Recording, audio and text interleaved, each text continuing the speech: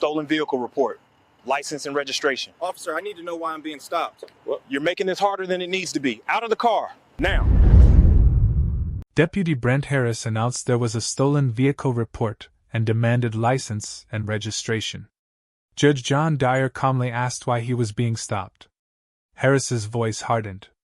He told Dyer he was making this harder than it needed to be and ordered him out of the car immediately.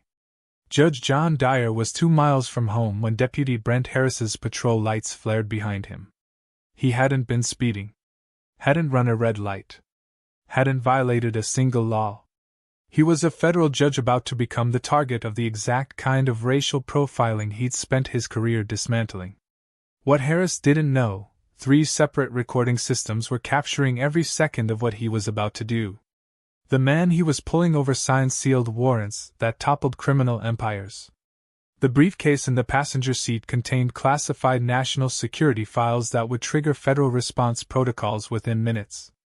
And the fabricated traffic stop Harris was conducting would unravel a 15-year criminal conspiracy, end with 52 years in federal prison, and result in a $6 million verdict, every dollar of which Dyer would donate to the very organizations fighting police corruption. If you believe racial profiling has no place in law enforcement, prove it right now. Like this video. Drop a comment telling me where you're watching from. And if this is your first time here, subscribe because tomorrow's story is about someone else who messed with the absolute wrong person. Let's continue. Judge John Dyer was 42 years old. He had graduated in the top 5% of his class from Georgetown Law School, spent 8 years as a federal prosecutor with a 94% conviction rate on public corruption cases, and served as a clerk for the Fifth Circuit Court of Appeals. His appointment to the Southern District of Texas 4 years earlier had survived Senate confirmation hearings so exhaustive they had scrutinized everything from his undergraduate thesis to his bar exam ethics scores. At 3:58 p.m. on a Tuesday afternoon, Dyer was already signaling his midnight blue Lexus LS 500 into the parking lot of a Wells Fargo branch on Westheimer Road. Hands at 10 and 2. Turn signal blinking. Every movement deliberate, measured, visible. Behind him, Deputy Brent Harris's patrol lights strobed red and blue against the late afternoon glare. The briefcase on the passenger seat contained 70 pages of documents. 43 were stamped classified, part of an ongoing counterterrorism review Dyer had been tasked with for a multi-district grand jury. 27 were marked with a different seal altogether, Office of Inspector General, Department of Justice.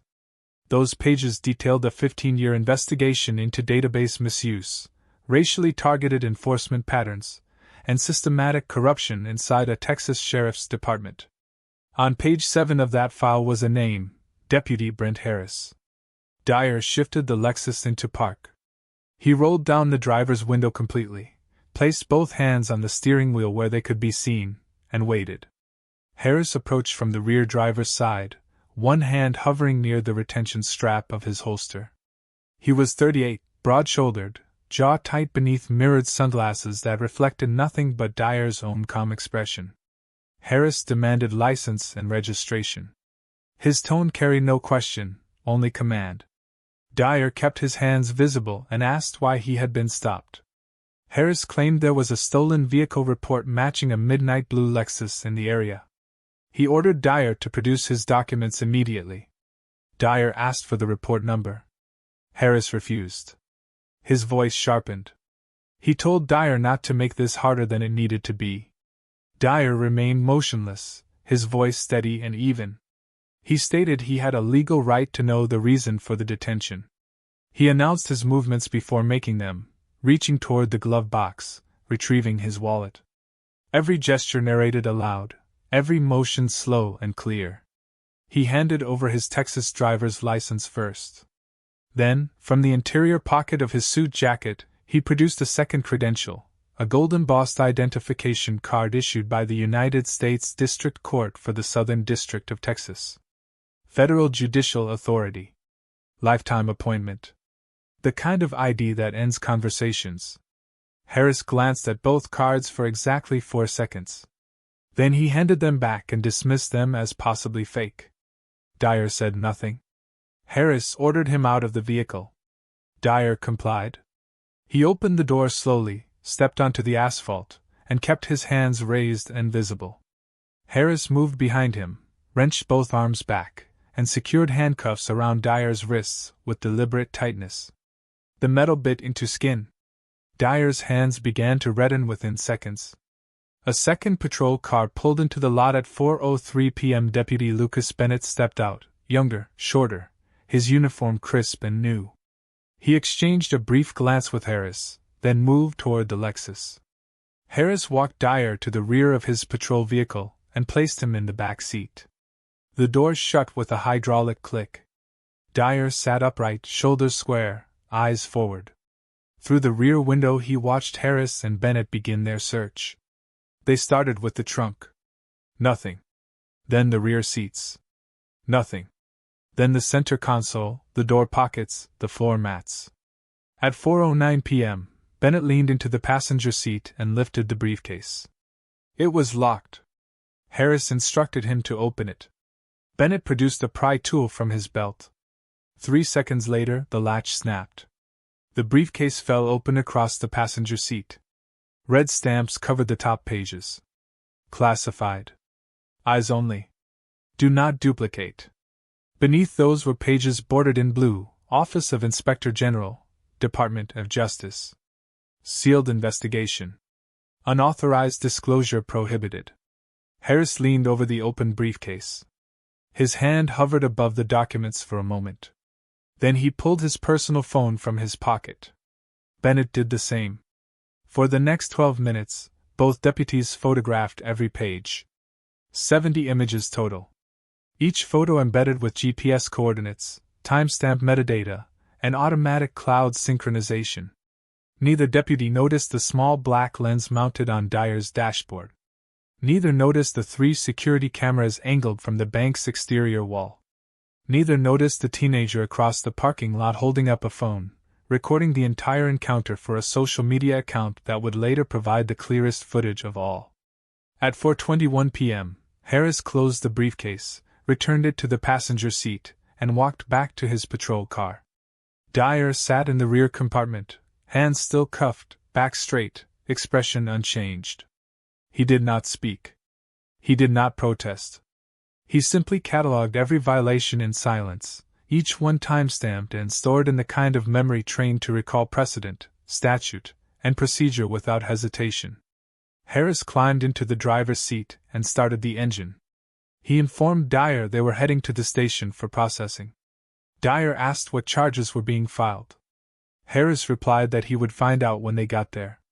The patrol car pulled out of the parking lot at 4:23 p.m., leaving the Lexus sitting alone beneath the security cameras, its dash cam still recording, its briefcase still open on the passenger seat, 70 pages of federal evidence scattered and photographed by the very men those pages were written to investigate. At 4 p.m. sharp, Robert Stevens noticed the silence. Stevens had served as Judge Dyer's judicial assistant for 3 years and 11 months. Every weekday at 4 p.m., his phone received the same text message, a single word. Clear. Sent from Dyer's mobile device as part of a mandatory security protocol established for all federal judges handling classified national security materials. The protocol was non-negotiable. Miss the check-in, trigger the response. At 4 p.m., no message arrived. Stevens waited 60 seconds, then dialed Dyer's cell. It rang 4 times and went to voicemail. He dialed again at 4:02 p.m. Same result. At 4:03 p.m., Stevens followed the written protocol taped inside his desk drawer. He picked up his office line and called Deputy U.S. Marshal Angela Reeves. Reeves answered on the second ring. Stevens explained the missed check-in. She asked if this had ever happened before. Stevens confirmed it had not once in 4 years. Reeves ended the call and immediately accessed the federal judiciary's mobile tracking system.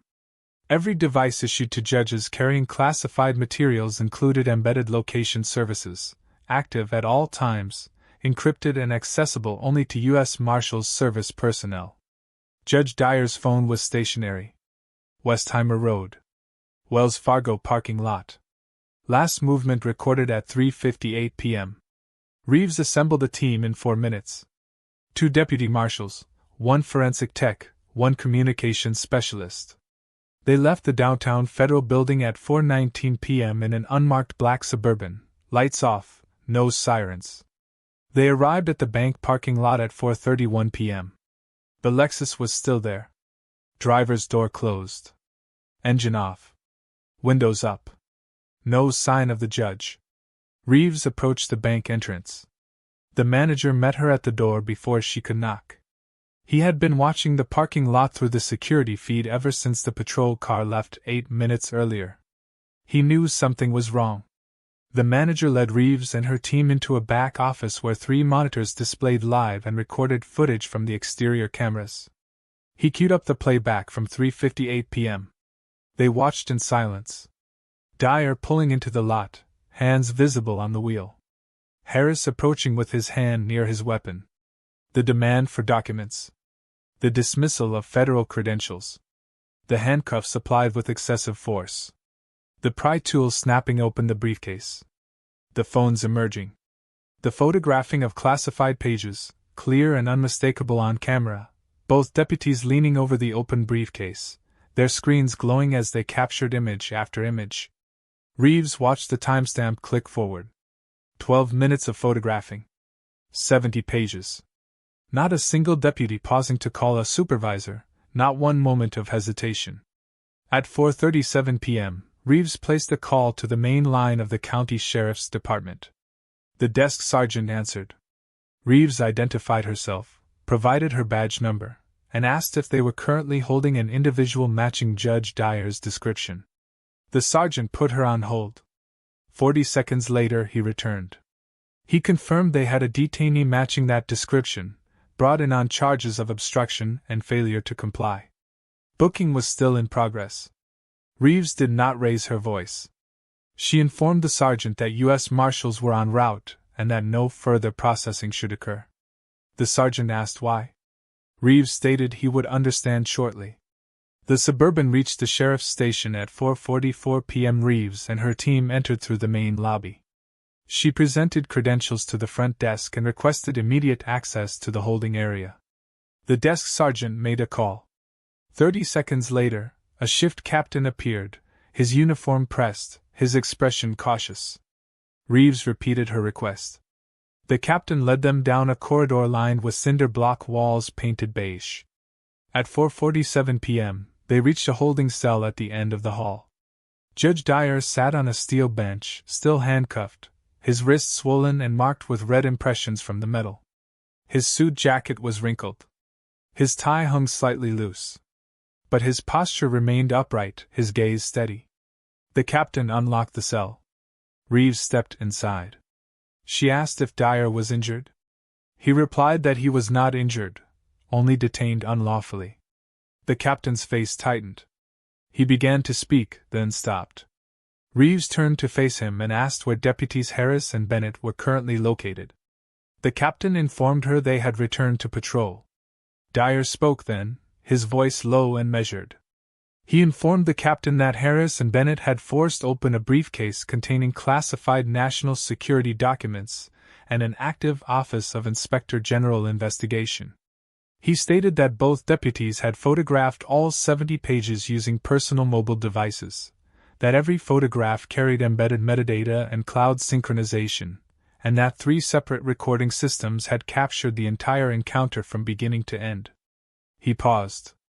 Then he added that page 7 of the Inspector General file contained Harris's name, and that the investigation those deputies had just photographed was the same investigation that had been building a case against them for 9 months. The captain's face strained of color. Reeves made 2 calls. The first went to the U.S. Marshals Service Command Center. The second went to the FBI's Houston field office. She requested immediate seizure of all phones, dash cameras, and body-worn recording devices associated with deputies Harris and Bennett, as well as all security footage from the Wells Fargo branch and any civilian recordings captured during the stop. At 4:52 p.m., a federal magistrate judge signed an emergency seizure warrant transmitted via encrypted tablet from the courthouse. By 5:08 p.m., FBI agents had Harris's and Bennett's phones in evidence bags. By 5:14 p.m., the bank manager had surrendered all security footage on a thumb drive. By 5:19 p.m., the teenager who had recorded the stop on his phone had voluntarily provided the video file to a federal agent who showed up at his home with a polite request and a receipt. Judge Dyer was released from custody at 4:47 p.m., exactly 90 minutes after the stop began. The handcuffs were removed. His belongings were returned. The Lexus was released without impound. As the captain's face strained of color in that holding cell, many watching right now are probably asking the same question the marshals asked themselves later that evening. Do you think this traffic stop would have unfolded the exact same way if Judge Dyer had been white?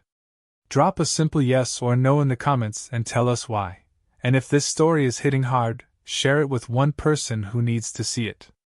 Reeves drove Dyer back to the Wells Fargo parking lot in silence. He retrieved the Lexus, checked the briefcase to confirm all 70 pages remained inside, and drove home. By 6 p.m., the phones and the cameras were in federal custody. By 6:15 p.m., the first warrant was being prepared.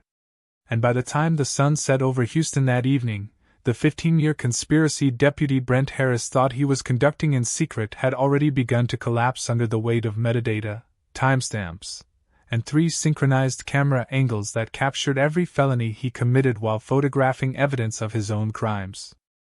At 6:15 p.m. on the same day, federal agents executed search warrants simultaneously across 4 locations. One team entered the sheriff's department headquarters through the main entrance, credentials displayed, voices calm and professional. They seized desktop computers, server logs, and archived database access records dating back 15 years. A second team arrived at Deputy Brent Harris's home in a suburb 23 miles northwest of Houston. They knocked, announced themselves, and entered with a signed warrant authorizing seizure of all electronic devices, financial records, and written correspondence. Harris was not present. His wife opened the door and asked what was happening. The agents did not explain. They collected 3 laptops, 2 tablets, 4 external hard drives, and 17 months of bank statements stacked in a filing cabinet in the garage. A third team executed an identical warrant at Deputy Lucas Bennett's apartment. Bennett answered the door himself, still in uniform, his shift not yet complete. He asked to see the warrant. An agent handed it to him. Bennett read it in silence, then stepped aside. The team spent 40 minutes photographing and cataloging every device in the residence. A fourth team secured the Wells Fargo parking lot as a federal crime scene. They collected Dyer's dash cam, impounded the Lexus for forensic examination, and conducted interviews with 3 bank employees and the teenager who had recorded the encounter on his phone. The forensic work took 3 months. Digital analysts extracted 1,847 unauthorized database queries from the sheriff's department servers. Each query had been logged automatically by the system, a background security feature the users either forgot existed or never knew about in the first place. The queries followed a pattern. They targeted vehicle registrations, driver's license records, home addresses, and criminal history files. 91% of the queried individuals were Black or Latino. The county's population was 71% white. Financial investigators traced $340,000 in deposits across Harris's personal and business accounts over a 15-year period. The deposits came from 47 different sources. Cross-referencing those sources with the database queries revealed exact matches. Money in, query out. Pay-to-play access sold to private investigators, bail bondsmen, attorneys, and at least one individual later identified as running an identity theft ring out of a storefront tax preparation service. Text message recovery teams pulled 2,316 messages from Harris's and Bennett's phones.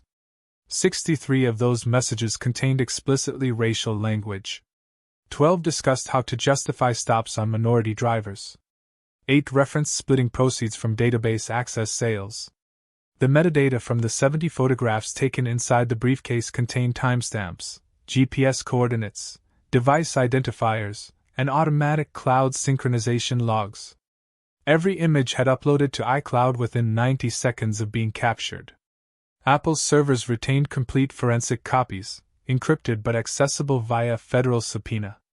The photographs showed every page of the Inspector General file, including page 7, which listed Harris as the primary subject of a criminal corruption investigation opened 9 months earlier. The Inspector General file itself became Exhibit 1A in the case. It detailed a 15-year pattern of enforcement targeting, database misuse, and financial transactions that matched deposit records line by line. Digital watermarks embedded in each page of the file included silent alert triggers designed to notify a DOJ fusion center the moment unauthorized photographs were taken. Those alerts had activated at 4:11 p.m., 2 minutes after Harris and Bennett began photographing the documents. By 4:15 p.m., the fusion center had flagged the breach and forwarded it to the FBI's Public Corruption Task Force. By 4:22 p.m., while Dyer still sat handcuffed in the patrol car, agents were already preparing warrant applications. Investigators also confirmed what Dyer had stated calmly during the stop. The stolen vehicle report Harris cited as justification never existed. No such call had been dispatched. No matching Lexus had been reported stolen in the region that day, that week, or that month. The fabrication was complete and provable. On a Friday morning 11 weeks after the traffic stop, a federal grand jury returned a 49-count indictment against Deputy Brent Harris. The counts included unauthorized access to a protected computer system, conspiracy to commit wire fraud, extortion under color of official right, deprivation of civil rights under color of law, unlawful seizure, illegal detention, theft of classified documents, obstruction of a federal investigation, and possession of classified materials without authorization. The trial began 4 months later in the Southern District of Texas. The prosecution's case opened with video. 3 camera angles displayed side by side on courtroom monitors. Dyer's dash cam in the center. Bank security footage on the left. The teenager's phone recording on the right. All 3 synchronized to the same timestamp. All 3 showing the same sequence. Credentials ignored, briefcase forced open, phones raised, 70 pages photographed one by one. The jury watched in silence. Then came the metadata logs. Spreadsheets projected onto a screen, each row representing one photograph, each column listing timestamp, GPS coordinates, device identifier, and cloud upload confirmation. The forensic analysts walked the jury through every line, explaining how the data confirmed exact times, exact locations, exact devices. Banking records followed. Deposits highlighted in yellow, database queries highlighted in blue, matching pairs connected by red lines drawn across a timeline spanning 15 years. Text messages came last. The prosecution read 12 aloud. No commentary. No editorial explanation. Just the words themselves, displayed on the screen in white text against black background, each message dated and attributed. The defense objected. The judge overruled. During jury selection, the defense moved to strike a middle-aged black man seated in the second row of the jury pool. He had said little during voir dire, answered every question with calm precision, and shown no obvious bias. The defense cited a vague concern about impartiality based on the man's intense focus during preliminary questioning. The prosecution objected and requested a sidebar. At the bench, outside the jury's hearing, the trial judge asked the defense to articulate specific grounds for the strike. The defense counsel repeated the concern about demeanor. The prosecution asked the potential juror's name. The judge provided it. The prosecutor opened a laptop, pulled up a database, and found a report filed 12 years earlier. A traffic stop. Deputy Brent Harris listed as the arresting officer. The man in the jury pool listed as the driver. Charges: failure to signal, expired registration, outstanding warrant. The charges had later been dismissed when it was discovered the warrant belonged to a different individual with a similar name, and the registration had been current at the time of the stop. But by then the man's car had been impounded, his job missed, his employment terminated. The prosecutor handed the report to the judge.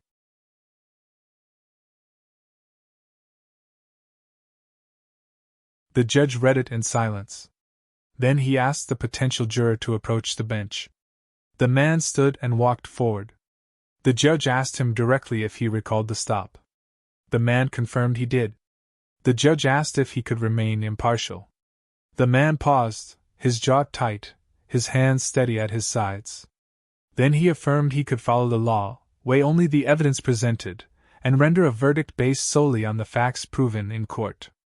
The judge allowed him to remain on the jury. The trial lasted 8 days. On the 3rd day, the jury began deliberations. The weight of the hidden jurors' 12-year wait hung in the courtroom air, invisible to most, known only to the judge, the attorneys, and the man himself, seated in the jury room with 11 strangers, holding a secret no one else could see. The jury deliberated for 6 hours. At 3:42 p.m. on the 8th day of trial, the foreman sent word they had reached a verdict. The courtroom filled within minutes. Judge Dyer sat in the gallery, 3 rows behind the prosecution table, his expression neutral, his hands folded in his lap. Deputy Brent Harris sat at the defense table in a suit borrowed from his attorney, his wrists free of handcuffs for the first time in weeks, his face drawn and pale. The jury filed in. None of them looked toward the defense table. The foreman stood when asked. The clerk read the first count aloud. The foreman announced the verdict was guilty. The clerk read the second count. Guilty. Then the third. Guilty. 49 counts in total. 49 guilty verdicts. Not a single acquittal. The courtroom remained silent. No gasps. No outbursts. Just the steady rhythm of the clerk's voice reading count after count, and the foreman's single-word responses, repeated until the word itself became a drumbeat. Harris sat motionless. His attorney placed a hand on his shoulder. Harris did not react. The middle-aged black juror seated in the second row of the jury box kept his gaze forward, his face calm, his hands resting on the armrests of his chair. 12 years earlier he had sat in a holding cell much like the one Judge Dyer had occupied, handcuffed and humiliated, his car impounded on fabricated charges, his job lost, his proof non-existent. Now he had cast his vote. Guilty on all counts. The law had finally given him the tool he needed to answer a question he had carried for over a decade. Sentencing occurred 6 weeks later. The trial judge took the bench at 9 a.m. on a Monday morning in late autumn. The courtroom was full. Victim impact statements had been filed by 37 individuals, all of them subjected to Harris's illegal stops, all of them targeted based on race, all of them humiliated and detained without cause. The judge had read every statement. He referenced them now, his voice measured and firm. He spoke of betrayal of public trust. He spoke of systematic targeting based on race. He spoke of financial corruption spanning 15 years. He spoke of the assault on judicial independence represented by the unlawful detention and search of a sitting federal judge. He spoke of the theft and unauthorized possession of classified national security documents. He spoke of obstruction of a federal investigation.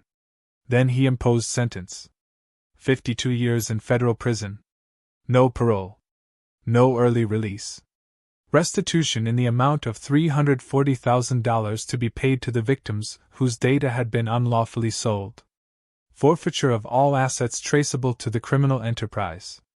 Lifetime ban from law enforcement. Deputy Lucas Bennett, tried separately, received 23 years. 4 other officers implicated in the database selling ring received sentences ranging from 8 to 15 years. Each one forfeited their pension, their badge, their authority. The parallel civil rights lawsuit filed against the sheriff's department reached trial 9 months after Harris's conviction. The jury awarded Judge Dyer $6 million in compensatory damages. Then they added $10 million in punitive damages. Then they added $25 million more. The total award of $41 million was reduced on appeal to $6 million, the largest civil rights verdict in Texas history. 3 weeks after the final judgment, Judge Dyer held a press conference in the same federal courthouse where he presided over cases every day. He stood behind a podium bearing the seal of the United States District Court. No prepared speech. No notes. He announced that every dollar of the $6 million would be donated. $2 million to the National Police Accountability Project. $1.5 million to the NAACP Legal Defense Fund. $1.5 million to the Innocence Project. $1 million to community legal aid organizations serving the communities most affected by racially targeted enforcement. Not 1 cent would be kept. He explained his reasoning in 3 sentences. The money represented compensation for a harm that extended far beyond one traffic stop. It represented systemic failure. And systemic failure required systemic repair. The press conference lasted 11 minutes. Judge Dyer took no questions. He returned to his chambers, put on his robes, and took the bench for the afternoon docket. Brent Harris, meanwhile, sat in a federal correctional institution 800 miles away, dressed in khaki prison uniform, stripped of his badge, his pension, his authority, his freedom. He would be 71 years old before his projected release date. The 15-year criminal enterprise he had built and protected had collapsed in 90 minutes, dismantled by 3 synchronized camera angles, 70 photographs embedded with metadata, and 1 federal judge who refused to lose his composure even while handcuffed in the back of a patrol car. The system Harris thought he controlled had turned on him the moment he photographed page 7 of a file that bore his own name. The cameras he never noticed had recorded every illegal act. The phone he used to document classified evidence had uploaded every image to a cloud server that federal agents accessed within hours. And the judge he dismissed as just another black man in a luxury car had signed the sealed warrant that would have sent him to prison even without the traffic stop. Except now, the sentence was decades longer, the evidence ironclad, and the jury had included a man who had waited 12 years for the chance to vote guilty. Justice, in this case, was not abstract. It was metadata. It was timestamps. It was 3 synchronized recordings. It was a juror's quiet patience. It was a briefcase forced open at exactly the wrong moment. It was 70 photographs that became 70 pieces of evidence. It was a federal judge who knew the law so thoroughly that even while handcuffed and humiliated, he could catalog every violation, announce every illegal act, and wait for the system he had spent his career defending to finally do what it was designed to do. Deputy Brent Harris had profiled the wrong person. He had stopped the wrong car. He had forced open the wrong briefcase. And in doing so, he had photographed the evidence of his own crimes while 3 cameras captured him committing federal felonies in real time. 15 years of corruption. 90 minutes to collapse. 52 years to pay for it. Judge John Dyer returned to the bench, his authority intact, his composure unshaken, his robes the same shade of black they had been before the stop. The system had bent. But it had not broken. And in the end, the evidence spoke louder than any fabricated report ever could.